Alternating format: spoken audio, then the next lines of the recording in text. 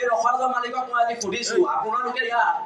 ইমান কোটি কোটি টকা ঘটিলে আপোনাৰ দোকানত এটা অসমীয়া ল'ৰা এমপ্লয়ী আছেনে আপোনালোকে কিন্তু জাতিৰ প্ৰতি কোনো দায়বদ্ধ নাই আজিলৈকে ৰখাতে শিৱসাগৰৰ কাৰণে কিবা কৰিলেনে একো নকৰিলে আপুনি আহিছে স্বাগতম জনাইছে ইয়াত কিহৰ এটা প্ৰস্তাৱ লোৱা হওক ভোজপুৰী ছাত্ৰ সন্থা নেকি এইটো বেন কৰিব লাগে ভোজপুৰী ছাত্ৰ লাগি হ'ব নচলিব আৰু এই ভোজপুৰী ছাত্ৰ লাগিলে বুলেট লৈ ইয়াত ফুট লগাই যিটো গতিত ৰাস্তাত যায় মই নিজে স্কুটি চলাই আছো তেলে বুলেট চলাব পৰা হলি ইয়াত নহব ইয়াত হ'ব আৰু চেম্বাৰ্ছ অফ কমাৰ্চ ভংগ কৰি দিয়া হ'ব ইয়াত খিলঞ্জীয়া মানুহ চেম্বাৰ্ছ অফ কমাৰ্চৰ সভাপতি সম্পাদক হ'ব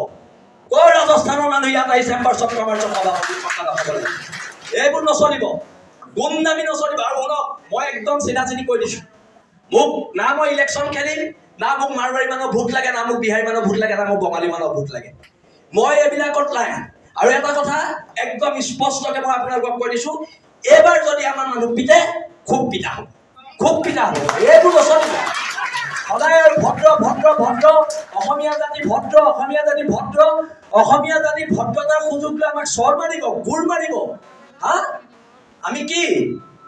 ঢোল ৰঙালী বিহু আমি যেতিয়াই তেতিয়াই পাতি দিব পাৰোঁ খালি ঢোলটো যাতে আপোনালোকৰ পিঠি নহয় সেইটো কথালৈ মন কৰিব একদম কৈ দিছোঁ দেশৰ মানুহে গঢ়িত পিটি ল'ব জানে হেংদাং বৰটোপ ঢাল তৰোৱাল আমি 600 বছৰীয়া গৌৰৱ উজ্জ্বল আহোম ৰাজত্বৰ মানুহ হয় আমাৰ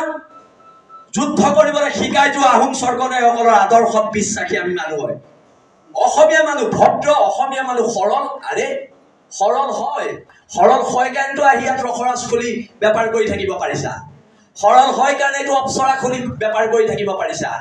আমি সৰল হয় কাৰণে তোমালোকে বেপাৰ কৰি কোটি কোটি টকাৰ মালিক হ'ব পাৰিছা কিন্তু যদি খং উঠে মগজটো ঘূৰে ৰাজস্থানো নেপাবি বিহাৰো নেপাবি এচা পিটন দিয়া হ'ব একদম আজি কৰি দিয়া আৰু যিকেইজন ব্যৱসায়ী নাহিলে সিদ্ধান্ত লোৱা হওক কাইলৈ বাহিৰৰ দোকান বন্ধ